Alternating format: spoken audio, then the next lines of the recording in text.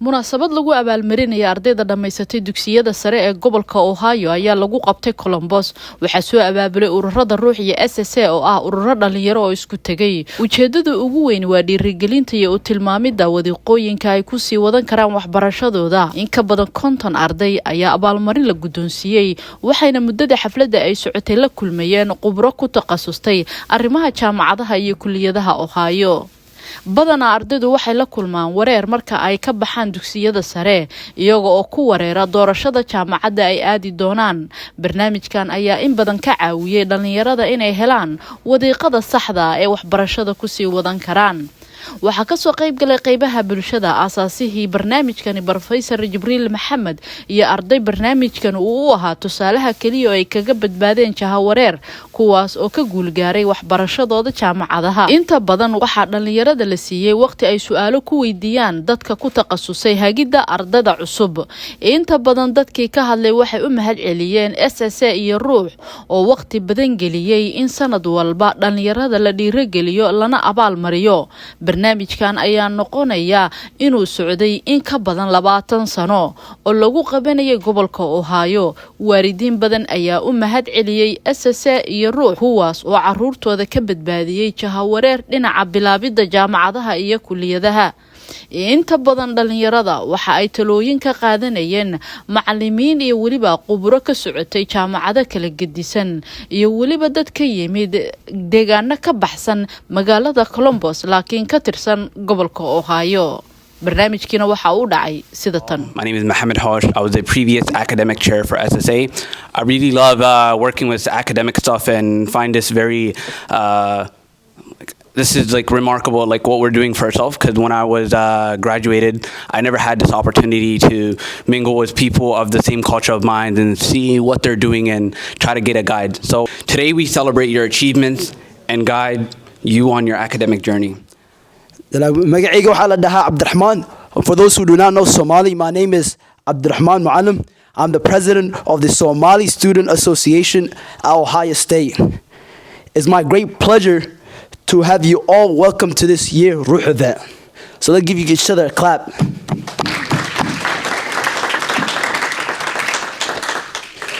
Your presence here tonight means a lot to us, and we're delighted to share this special occasion with you.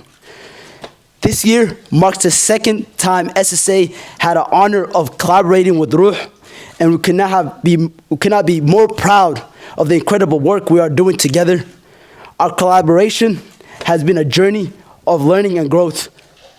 This year, becoming president, I became fully involved with the planning of the event for the first time and had the opportunity of meeting every individual of Ruh, and I got to see how much these great people are doing so much for the community and all the stuff that goes behind the scene to actually put an event like this together.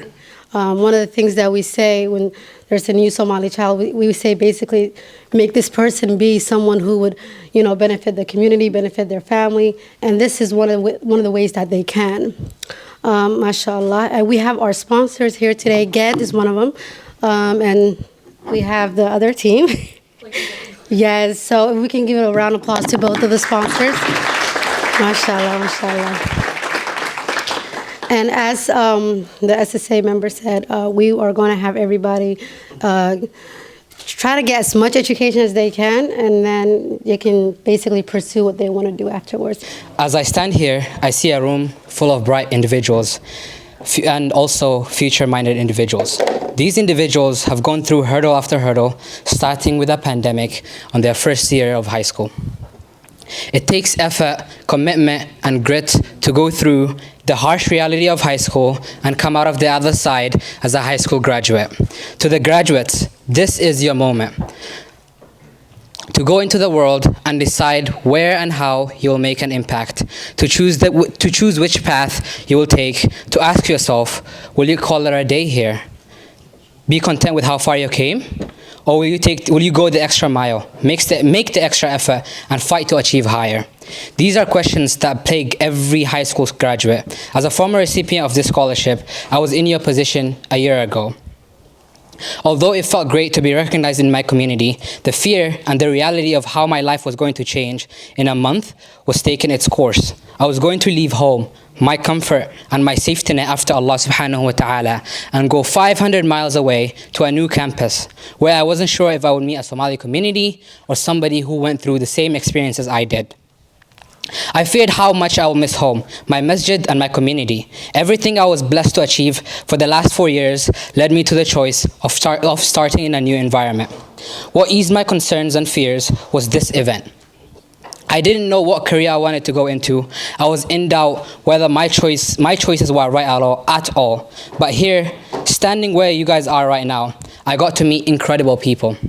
Wallahi, I'm not trying to be funny. It's the truth, wallahi. We peak in high school, and then we become stagnant in that. And then we think, hey, if we don't graduate, we have something to rely on, right?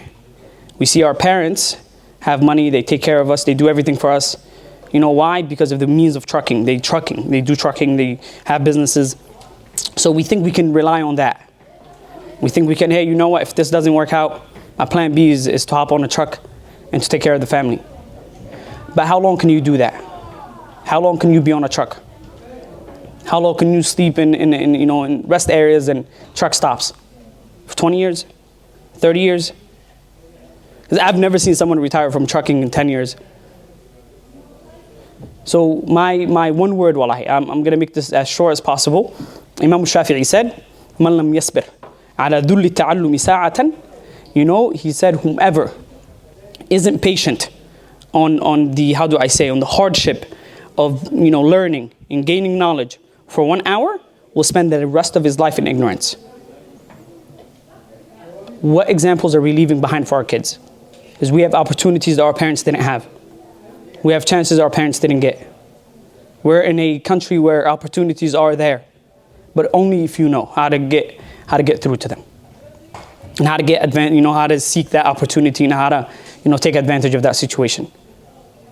But if your goal in life is just to make it to the next meal and just to the next paycheck, you're not going to get far, wallahi.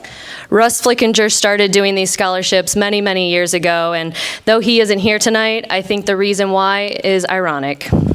Russ is an avid motorcycle rider, and he's currently on a ride with his son Justin right now. Several years ago, Russ was on a ride, and his motorcycle broke down on a middle-of-nowhere road in a middle-of-nowhere town. There just so happened to be a shop, and the owner said, "I can get your bike fixed in a jiffy." He worked diligently for 2 hours fixing the bike, and when it was done, Russ went to pay, and the man said, "No charge. Just in the future, if someone in need needs your help, pay it forward." Russ was taken back. He thought long and hard for weeks on how he would pay it forward when one day a member of the Somali community approached him about fundraising and being in the events in the community. During those talks is when the idea for the scholarship was born, and Russ has been doing the scholarship ever since. So before I start, I just want to kind of give you a little background on myself. My name is Idris Ibrahim. I graduated from Ohio State Dental School. I remember before I started dental school, I was kind of contemplating and regretting putting my life on pause for 8 years, but alhamdulillah, it worked out. So I just wanted to give you a little bit background on my undergrad experiences, the things I learned. So you guys might be sitting, "Oh, Idris, you're a doctor, mashallah, you had 4.0 GPA, all A's," but my experience in undergrad was really a roller coaster. I went from having a 0.0 GPA, which is basically like filling out, to having a 3.9, 4.0 GPA. And some things that I learned along those ways was, number one, surrounding yourself with the right people. I know your parents always say the same thing, surround yourself with the right friends, they make a big difference, especially for guys. I always used to ignore this. I was like, hey, I can't just cut them off. But in reality, once you're up into high school, everyone's on the same path as you. They go to Duxi, they go to high school, they want to graduate. After that, that's where everyone kind of separates and they go their own path. So it's up to you to kind of know exactly when that point is reached. For most males, it's when 18, 19, when you notice a lot of your friends, they're not going to high school, they're not going to college, they're doing other things that won't really motivate you for the best. So that semester I had a 0.0 was honestly the people I surrounded myself with. Even though, alhamdulillah, all my friends, I love them to death, it's just always nice to surround yourself with people and just move on and surround yourself with people that motivate you. All right. Assalamu alaikum. My name is Fatima, and I am the Vice President of SSA at The Ohio State University. On behalf of everyone, I would like to extend my sincere gratitude to each and every one of you for joining us today. We are thrilled to see so many enthusiastic and engaged individuals in one room, and we are truly grateful for your presence. Whether you're a student or professional or simply someone looking to learn and grow, we hope that today's experience has left you feeling motivated and empowered to take on new challenges. From SSA and Ruh, we want to thank each and every one of you for being a part of this special day. We are honored to have had the opportunity to share this experience with you all, and we look forward to seeing you all again at future SSA events. We wish each and every one of you all the best on your new journey. Whatever path it may take, may you all continue to grow, learn, and thrive as individuals, and may our paths cross again, inshallah. I just want to conclude with just remarks for our sponsors. Thank you for actually contributing to this event. You make this event possible every single year. So for everyone, the ones I acknowledged, the ones I didn't, all of you, thank you. So I'm just going to go over the numbers that let me take out these first. So we've spent a total of $16,000 for this event on scholarships. So every check we gave, that's the sum, $16,000. So, and that all came from the community. So that's all I wanted to say. Everything we just gave out came from the community. And I wanted to reiterate that once, again and again. So for those of you who didn't sponsor this year, didn't contribute, next year is always there. This is our 4th year doing this, 4th annual, 2nd year with SSA, and we'll be doing it for a long time. As long as we can do it, we'll do it. And I want to acknowledge Professor Jibril. He's not going to come up, but he's the founding father of this program, and he's in the back. Can we give him a round of applause for that, please? In our community, we do so many events that we really spend a lot of money on, and some of them are really reckless. But for these events, these type of events is the ones we need to support, donate to, support, and give our money to. waxaan sidoo kale rabaa inaan ku sheego af Soomaaliga maanta xogaa waa la karaday xaqiis lama siinin marka waalidka ka soo qayb galay ayagana u mahad celinaya soo aweey dhalintan waqti badan soo galiyay hadii adinka ahayn carruurtan maqlin jibin lahayn marka waalidkana hal mar Allah sacabiyo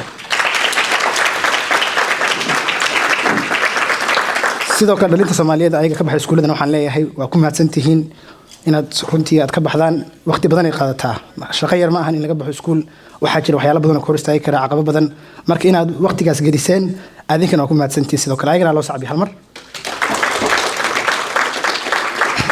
laakiin jidka la jeexay waa hadda jeexdeen dhamaysan iskuulka ma aha mid aan ku dhamaanayo waa mid fog dheer waxaan naga rabaa inaad dadaashaan 4 sano jaamacada ay sugaysaa iyo wax kale oo ka sii badan jaamacada in la galo way fududahay laakiin in dhamaysto way adag tahay waqti badan u baahan tahay in soo jeedo u baahan tahay marka taasna ogaasanaada inaad waqti badan inaga baahan yahay fikrad badan inaga baahan yahay xisaabtan badan jiro marka just because you finish high school doesn't mean it's the end of the road there's so much things that you could do so many things are waiting for you at the end of the line so just don't give up don't rest on your laurels there's so much that you can offer to the community so just know that there's a community behind you kaliga ma tiid moota adiga qof kaligiis ma socdo there's always somebody behind you there's somebody in front of you there's always a community that's always counting on you so if you think you're alone in this you're not alone so just know that it's not about individuals it's a community thing and all of us here we're here to celebrate that marka that's the whole founding principles of Ruh and SSA is to give back to the community and as long as we're giving back to the community we want you to succeed so you're the seeds that we're planting and 4 years later I want you guys to come here and do this event not me not anybody else you guys come here spend your own money go be an engineer spend money make $100,000 bring it back to the community that's the whole point of this event bismillahir rahmanir rahim runtii waxaa farxad ah inaan nimaadno xafladan qalin jabinta ardayda ka baxday dugsiga sare ee Columbus Ohio waxaan u maleynayaa sanadka 15aad oo loo dabaaldegayo ardayda loo hambaliyeeyo bulshadooda ay garab istaagto la tusiyo in lagu faraxsan yahay inay dugsiga sare dhameeyaan lagu gubaabiyo inay jaamacadda aadaan arrin aad u farxad ah weeyaan aniga waxaan muddo ka ahaa macallin jaamacadda Ohio State barnaamijkan bilowgiisii dadkii ka qayb qaatay oo bilaabay baan kamid ahaa aad iyo aad baan runtii ugu faraxsanahay inaan arko dhalinyarada iyo jaamacadda oo Somali Students Association iyo ururkii jaamacadda iyo Ruh oo intay isu tageen hawshan qabanaya oo intaas oo arday guddoonsiinayo abaalmarin iyo deeqa waxbarasho arrin aad muhiim u ah oo lagu farxo oo la bogaadiyo oo la hambaliyeeyo weeyaan hambaliyo qalin jabiyaasha hambaliyo waalidiinta hambaliyo Ruh hambaliyo Somali Students Association وما تنتين بسم الله الحمد لله والصلاة والسلام على رسول الله صلى الله عليه وسلم maanta waxaan joognaa eventigii ama xafladii oo sanadlaha ahayd ay qabtaan organizationka Ruh oo maaragtay dhalinyarada Soomaaliyeed ee ka baxda dugsiga sare ka caawiya scholarshipka dhiirigeliya aad ay u mahadsan yihiin aadaan ugu faraxsanahay we are proud aad iyo aad ruux shaqada ay ka qabato waa sanadkii 15aad hadda ay wadaan arrintan dhalinyarada ay dhiirigelinayaan dhalinyarada Soomaaliyeed oo badan ayaa maaragtay jaamacadaha ka baxay ay scholarship siiyeen ay u raadiyeen wallahi waa arrin lagu farxo waxaan ku dhiirigelinaynaa community-ga dhammaan inay dhiirigeliyaan dhalinyaradan ruux oo aad iyo aad uga shaqeeya community-ga dhexdiisa iyo dhalinyarada Soomaalida dhiirigeliya si ilmaheena ay u noqdaan kuwa sii haya dhaqankii diintoodii iyo kuwa lagu dhiirigeliyo waxbarashadooda in the future insha Allah taala sidoo kale waxaan u mahad celinayaa dhammaan dadkii responsoray ka mid yihiin law office-ka Fletcher and also reliable security oo niman Soomaali ay leeyihiin Cabdikaafi iyo aad iyo aad ayagan ugu mahad celinaynaa qof walba oo ka qayb qaatay oo sponsor gareeyay dhalinyarada Soomaalida mustaqbalkoodana maaragtay la qaada insha Allah. السلام عليكم ورحمة الله وبركاته. أنا سلامايا مقعي محمد حوش. وحن كمد هاي the academic chair for the Somali Student Association. حن كمد هاي أرضية وأدا جامعة Ohio State University. وأدو مع سنة هنا كسوق بقلو وكعاوية أرضية وهذا high school graduate قلتي هنا كعاوية وحبر الشغل إني مال هالترك جارانتي ودن كذو عاويان يولد كذو يبلو الشغل إني عاويان. وحن very importantly ربا إني والدين تلدين جليو إني عروض هذا وحبر الشركة أتكيان تا ودن كانوا ودسنو تا community كانوا ودسنو تا Somali ده مال هل سرك جارت الدنيا ده تا أجياد بودو مهسنتين قفول بوحن كده هاي مهسنتين دسكو community جا نقصوا خيب جلا ولا عكت نسي إني event كان سكوي ماتو أجياد وحقوم مهسنتين والدين تو عروض هذا تاسو بربرية أو high school كستو graduate جيسة قفول بنا إلى مركهرنا وحن عادوا مهد علنا الله سبحانه وتعالى وحول بق الكوكين كان الحمد لله عادي ما مهزتين waxaan bogaadinayaa eventigan ay soo qaban qabisay ruux event wuxuu ahaa bulshada anfacay dhalinyarada anfacay ay ku dhiirigelinayaan dhalinyarada wax baranaysa oo ay ku siinayaan qarash ay wax ku bartaan ay buugaagta ku gataan sanadkooda ugu horeysa maadaama ay jaamacadda ku cusub yihiin waxbarashada ku cusub yihiin ay u baahan yihiin caawitaan badan waa meel ay ku caawinayaan ee ugu keenayaan dad wax bartay jaamacada ka baxay oo ka caawin kara waxyaalahaas oo dhan marka aad iyo aad ay bogaadin u mudan yihiin dhalinyarada ka soo qayb gashayna waa mahadsan yihiin dadkii caawiyay iyo dadkii wax ku darsadayna ilaahay khayr badan ha siiyo waana mahadsantihiin assalamu alaykum warahmatullaahi wabarakaatuh.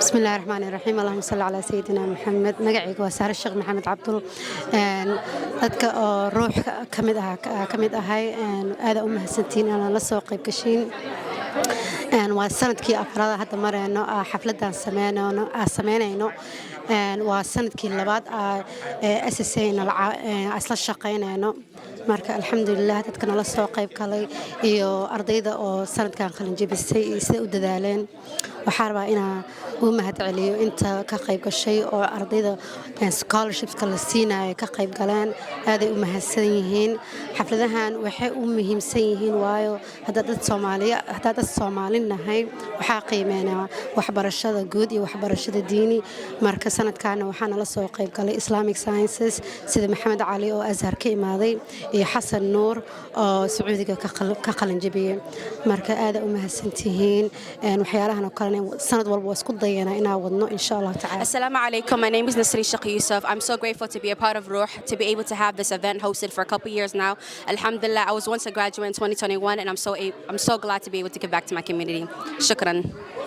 Assalamu alaikum wa rahmatullahi wa barakatuh. Magacaygu Ahmed Bashir waxaan ahay madaxweynaha ururka Ruh oo loo gaabiyo ama loo dheereeyo Reviving the Heritage kaasoo maanta suurtageliyay soo la kaashanay ururka SSA xafladan quruxda badan oo dhacday taasoo lagu abaalmarinayay lagu bogaadinayay lagu taageeray dhalinta Soomaaliyeed oo ka baxday iskuulada sare gobolka Ohio magaalada Columbus xafladan ay soo jireen dhici jiray sanad kasba sanadkii afraad noo ah waxay tahay mid aan ku kobcino waxbarashada Soomaalida dhalinta Soomaaliyeed ee ka baxday iskuulada sare waxa sharaf u sugnaatay dhammaan dadkii ka soo qayb galay dadweynaha dadkii maalgeliyay lacagtooda ku bixiyay taageeray eventigan quruxda badan sidoo kale waxaan marna ka mahad celiyo TV-ga naga Somali High TV oo markasta u taagan bulshada inuu adeego waxaan leeyahay ku mahadsantiin wa alaykum asalaam wa rahmatullahi wa barakatuh.